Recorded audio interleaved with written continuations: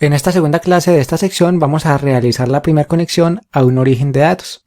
Dicho origen de datos va a ser un archivo TXT, el cual contiene X cantidad de datos, los cuales vamos a llevar a Power Query y posterior a ello podríamos realizar una transformación de los mismos. Dicho archivo se encuentra adjunto a la clase para que puedas practicar y realizar el ejercicio de esta clase. Vamos entonces a obtener datos. Recordemos entonces que cuando queremos realizar una conexión a un origen, no necesariamente vamos a tener que ir al editor de Power Query. Para ello entonces vamos a obtener datos, el cual se encuentra en el menú Inicio, y vamos a seleccionar texto o CSV. De inmediato se va a abrir una nueva ventana en donde vamos a poder seleccionar dicho archivo. Vamos entonces a seleccionarlo. Esperamos unos segundos mientras se realiza la conexión y después de ello me muestra un cuadro de diálogo con una vista previa. Dicha vista se encuentra basada en las primeras 200 filas. Claro está que podríamos realizar el cambio para que dicha vista sea basada en todo el conjunto de datos. Vemos entonces que hay un origen de un archivo. En caso de que tu archivo tenga caracteres especiales, es necesario cambiar el origen de archivo. Para ello entonces podríamos utilizar el origen 65001.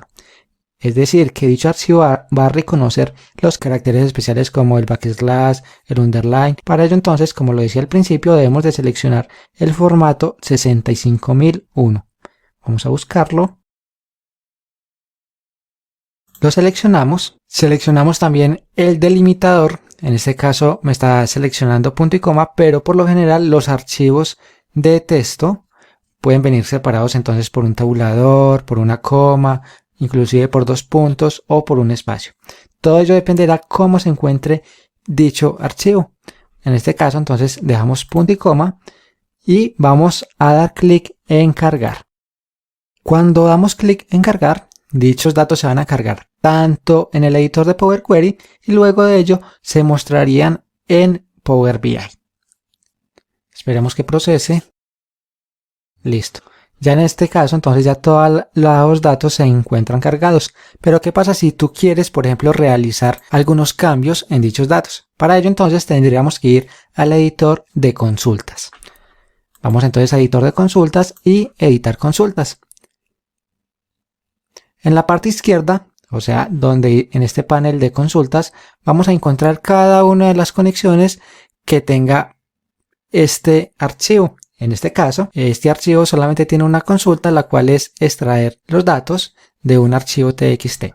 Dicha consulta le puedes cambiar el nombre a como tú lo necesites. Por ejemplo, en este caso yo voy a colocar detalle ventas. Como lo decía en una clase anterior, con Power Query, aparte de realizar las conexiones, vamos a poder realizar la transformación de los datos. Es decir, que si yo quisiera, por ejemplo, en esta columna que dice primer llamada de activación, no me aparezca en el formato que se está mostrando, que es un formato numérico, sino en un formato fecha para después crear un calendario o conectarlo a una tabla calendario, entonces podría realizar dicha transformación. Simplemente damos clic en este icono 1, 2, 3 que hace referencia al tipo de datos de dicha columna. Este icono corresponde a un dato numérico. Si nos fijamos, por ejemplo, en producto, vemos que dicha columna tiene un icono ABC, lo cual me indica que es un tipo de datos de texto. Entonces damos clic acá y colocamos en fecha. Me sale esta alerta. Vamos a decirle entonces que sustituir la actual. Y vemos entonces que ya se muestra en un formato fecha. Vamos a ver entonces qué otros cambios podemos realizar. Vemos entonces que este está en un formato numérico, pero ¿por qué me lo está mostrando así? Resulta que este número tiene 19 o 20 dígitos, entonces me lo mostraría así. Pero yo necesito que dicho número se vea completo. Entonces lo voy a colocar en un formato texto. También damos clic en sustituir actual y lo mismo hago con el número de celular o MIN. Vamos a colocarlo en un formato texto. Por lo general, siempre se recomienda que a los datos que sean un número y con los cuales no se vayan a realizar operaciones matemáticas como por ejemplo la suma, la resta, la multiplicación, la división, entonces se recomienda que los coloquemos en un formato texto.